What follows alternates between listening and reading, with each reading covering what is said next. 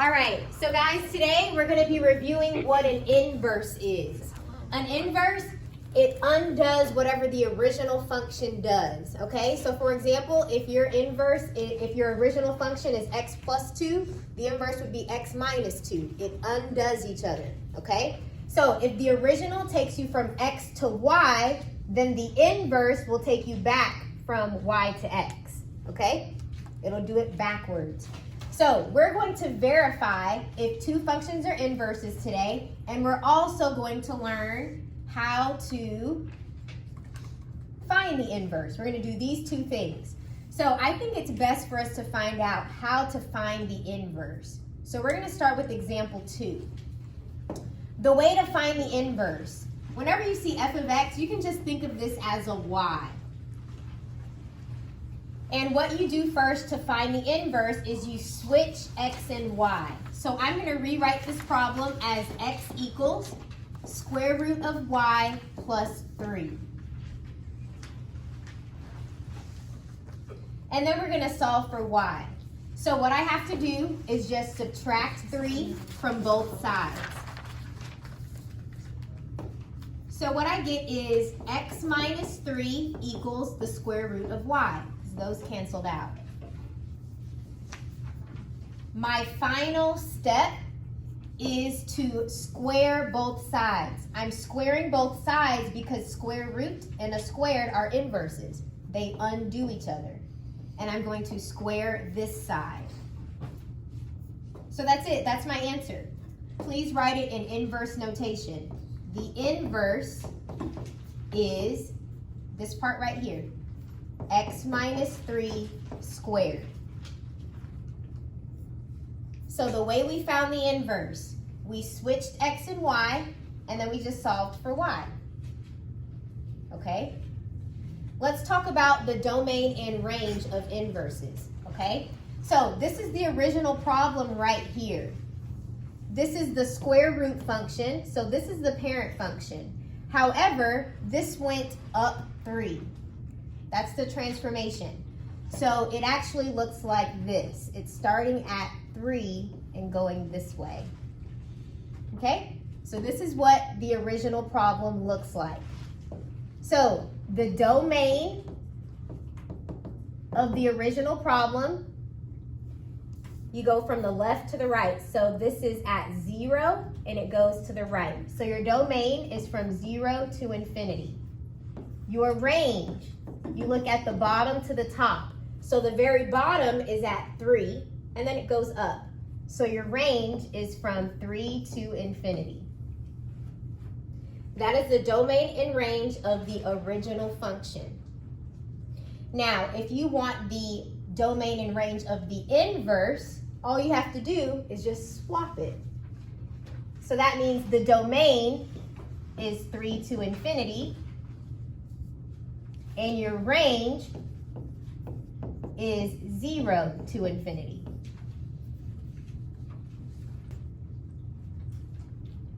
Okay, now hopefully something is going on in your brain because you know that the parent function of a quadratic looks like this. Okay, so let me graph this new function. According to the transformations, this is the quadratic that moved to the right 3 spaces. So if I were to graph this, I'll do it in a different color. It went right 3 spaces, and it should look like this. Correct? However, they're telling me that the domain should just be from 3 to infinity, and the range is 0 to infinity. So I need to make the domain 3 to infinity. So I'm going to erase this side. Now, the thing about inverses is that it's a perfect reflection along this diagonal line, y equals x.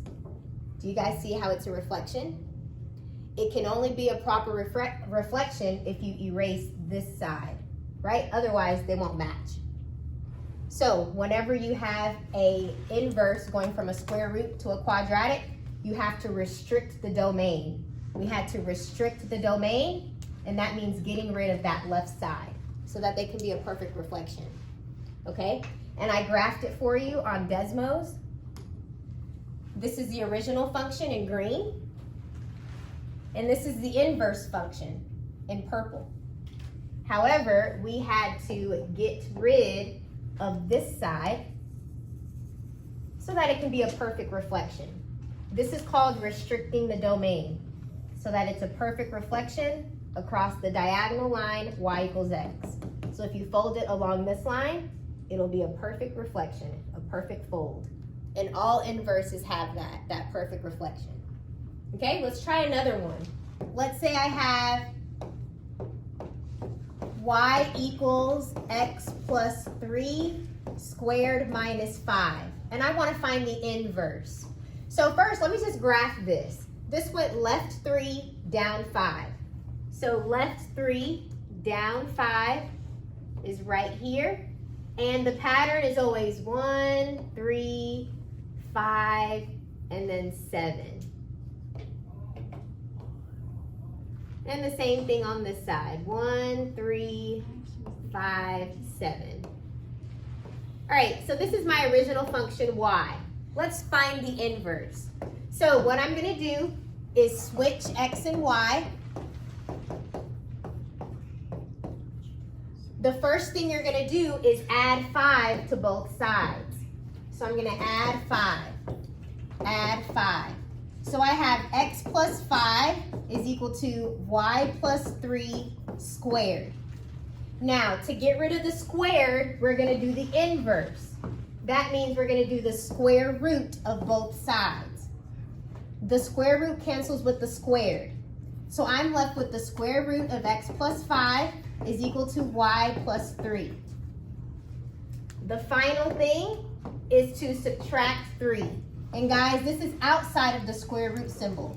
So your inverse is the square root of x plus 5 and then minus 3. So let's graph this. This is going left 5, down 3. Left 5, down 3, right here. And the pattern is also 1, 3, but it's gonna go sideways. 5, and then 7. Like this. And guys, you're gonna have to erase this side so that it's a perfect reflection. So that means you had to restrict the domain of the original to be from negative 3 to infinity. You had to restrict the original domain. We had to erase this side so that we only have from negative 3 to infinity so that it's a perfect reflection. Okay? Is that better? All right, great. Your first step is to always, think of this as y, to switch x and y. So you should have x equals 3y plus 6. Now we're gonna solve for y. So I'm gonna subtract 6 from both sides, and I'm left with x minus 6 equals 3y. What's my last step? I'm gonna divide by 3. So that's my answer. So I'm gonna write this as the inverse is x over 3. Guys, you can imagine a 1 right here. So this is 1/3 x. And then 6 divided by 3 is 2. So this is a minus 2. So this is your inverse function. Let's practice graphing it. So I'll graph the original problem. I'll do it in green. So this number is the y-intercept. And this number connected to the x is the slope. So your y-intercept, you start on the y-axis and you go to 6. 1, 2, 3, 4, 5, 6, and put a point. And your slope is 3. So you're gonna go up 3 over 1, up 3 over 1. You can also go this direction. But your slope is up 3 over 1, up 3 over 1.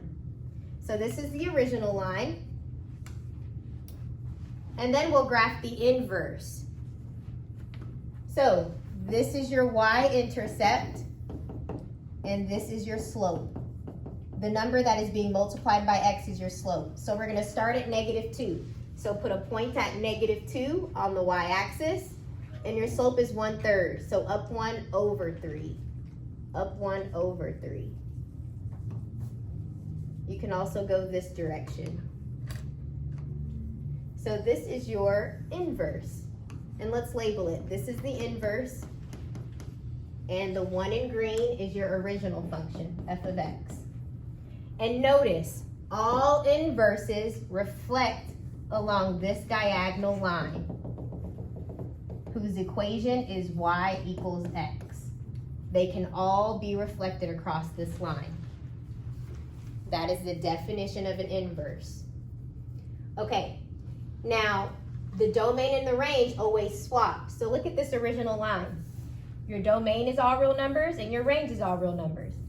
That means for the inverse, it's also all real numbers for both. They just swap. Okay, so we learned how to find the inverse and graph them. Let's verify if two things are inverses or not. If we were to graph them, are they going to reflect or are they not going to? The way we do that is doing a composition. So we're going to go over this example. We're going to verify if two functions are inverses. Do they undo each other? Do they reflect? Okay? So the way we do that is I'm going to do f of g, and I'm going to do g of f. If it simplifies to x both times, that means they're inverses. So we're going to put g inside of f. So this is the f function, x minus 9 divided by 2, and I'm going to plug g inside, so 2x plus 9. So you need to simplify it step by step. Now if you just look at the numerator, I can easily see that 9 minus 9 is just 0. So I'm left with 2x divided by 2. Well, 2 divided by 2 is just 1, so this is just 1x, and you never have to write the 1 in the front, okay? So I'm left with x. Now let's go the other way. Let's do another composition. So this time I'm going to put f inside of g. So this is g right here, 2x plus 9. That's the g equation. I'm going to put f inside. So this will be x minus 9, all divided by 2. Okay, these 2's will cancel out. So you're going to be left with x minus 9 plus 9. And negative 9 plus 9 cancels out as well. But let me do this step by step just in case you don't understand that 2 and this 2 cancel out, okay? We can do it step by step. So 2 times x is 2x. 2 times negative 9 is negative 18. And do you guys see that all of this is being divided by 2? I can write it separately. This is being divided by 2, and the 9 part is being divided by 2. So we're going to do it separately. And then don't forget we have a plus 9 right here. Now let's simplify. Those cancel. I'm left with x. 18 divided by 2, that's just 9. And then you have a plus 9. Well, negative 9 plus 9 is just 0. So you're just left with x. If you're left with x both times, that means these are inverses. So your conclusion, f and g are inverses. And the reason why is because when composed, it simplified to x. That's the reason, okay? You do the composition f of g and the composition of g of f. If you're left with x both times, that means your two functions are inverses. All right? So guys, that is it. What we reviewed today, we learned how to verify if two functions are inverses, and you used a composition. You use compositions to figure that out. And we learned compositions yesterday. You also learned how to find the inverse. You learned how to find the inverse of a function. And remember, the step is you switch x and y, and then you solve for y, and then you get your inverse.